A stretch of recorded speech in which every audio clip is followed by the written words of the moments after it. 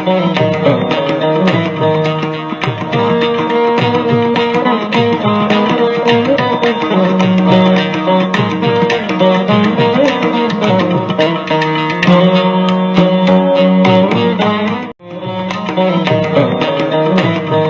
morning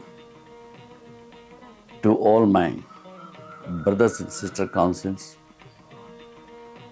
who are all practicing far away from Bangalore, and those who are practicing in civil courts and magistrate courts and consumer forums and other commercial courts. But they are not aware about the Sarfarsi Act, in particular RDB Act.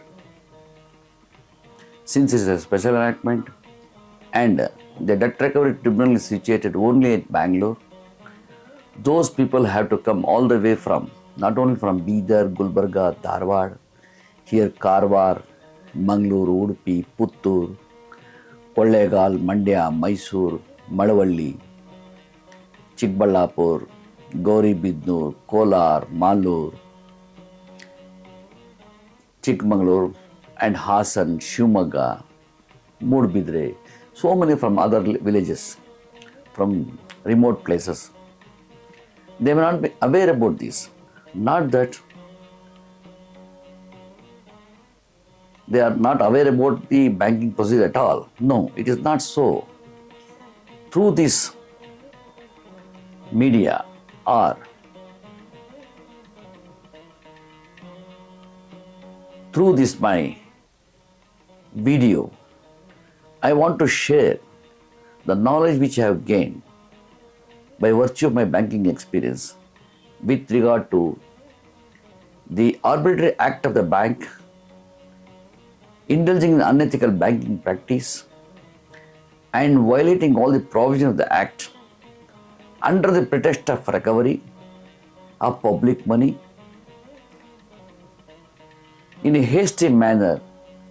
They are invoking the measures under Sarfarsi Act as well as the RDB Act in order to retain the properties which they have purchased or they have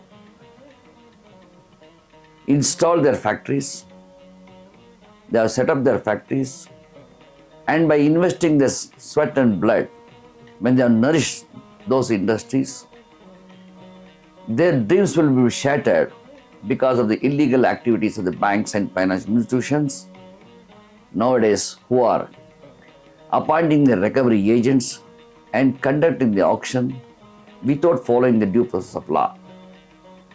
In my earlier episode also, though not in detail, some of the points which I have highlighted with regard to demand notice, possession notice, and the procedure to be followed under Rule 8 and Section 13.2, 13.3, 13.3a and 13.4.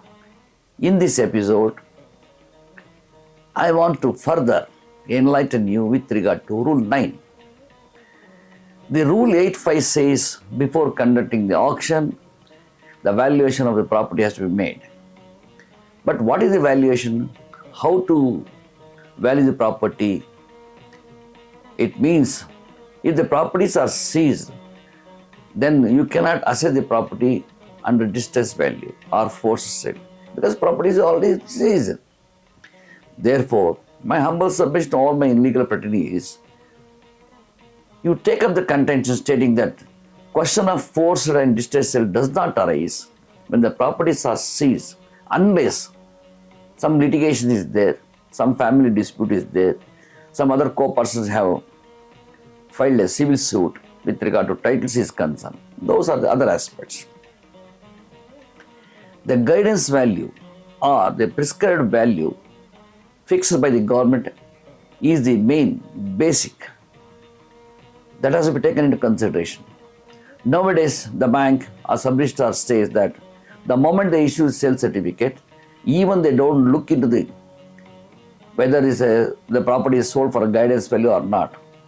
Then the Karnataka Stamps Act requires to be amended to that extent, stating that Based on the sale certificate, if you register the property when it is undervalued or much below the value of the guidance value, then there is a loss to the exchequer. Then invoke the writ jurisdiction and rebut this proceedings or the issuance of sale certificate. The sale certificate is not a measure that cannot be challenged, provided the entire auction proceedings has to be challenged, coupled with 13.4, 13.2, because it is a continuous cause of action. Court may say, no, you are not challenged 13.4. The court may say you are not challenged section 14. The court will say you are not objected for the demand notice issued under section 13.2. No, it is not so. It's all continuous cause of action. It's all inbuilt procedures. That is measures. Thereby, whenever the bank has committed an error in not following the procedures or provisions prescribed under this Act, then all the measures initiated under Section 9 or Rule 9 also fatal to the proceedings. Rule 9 clearly mandates 30 days notice is a mandatory before conducting the auction. The notice has to be served to the borrower, guarantor, mortgager, and the said sale notice has to be affixed on the conspicuous part of the place, followed by paper publication in two leading newspapers, one in vernacular language and another is in English paper, which is having wide circulation. That can also be brought to the notice of the court stating that this is not the wide circulations. For that, you have to take the collective data from all the newspapers stating this is the wide circulation, this is more than 1 lakh, this is 2 lakhs. So the intention of the legislature is to secure the best price. If the property is put for auction, if there is no wide circulation, a number of participants will not be there. In order to get the best price, the paper publication is a mandatory. By publishing in the evening paper, evening daily, no, it is not complying the provision of the Rule 8.5 or Rule 9 or sub-rule.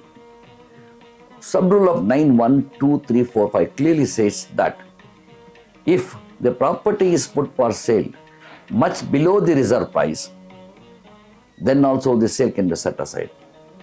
Suppose Rule 9.3 says if it does not deposit or pay the balance EMD of 70% within the stipulated period of 15 days or by extended period of around 3 months, then also that amount should be forfeited and sale cannot be confirmed or sale certificate cannot be issued. At that point of time, the sale certificate can be set aside. The DRT has got the power even to restore the possession. The DRT has got the power to cancel the sale certificate. The DRT has got the power to direct the sub-registrar office to cancel the encumbrance noted or recorded in favor of the auction purchaser. DRT has got the power directing the bank to refund the amount with some interest to the auction purchaser. Even if it is 5 years, 10 years, if they have played fraud, if there is gross violation, the Limitation Act is not applicable. Nowadays, the division bench of the Honorable High Court of Karnataka has come out with some of the judgments stating that delay can be condoned. No doubt, Kerala judgment says delay cannot be condoned, the matter is pending adjudication in Supreme Court. That is another aspect. But if they have played fraud, if the gross violation is there, if the principle of natural justice is affected, then even writ jurisdiction can be invoked. With this, I conclude my Rule 9 and other aspects also which are involved, which are vital to the proceedings, will be discussed in my next episode. Thank you very much.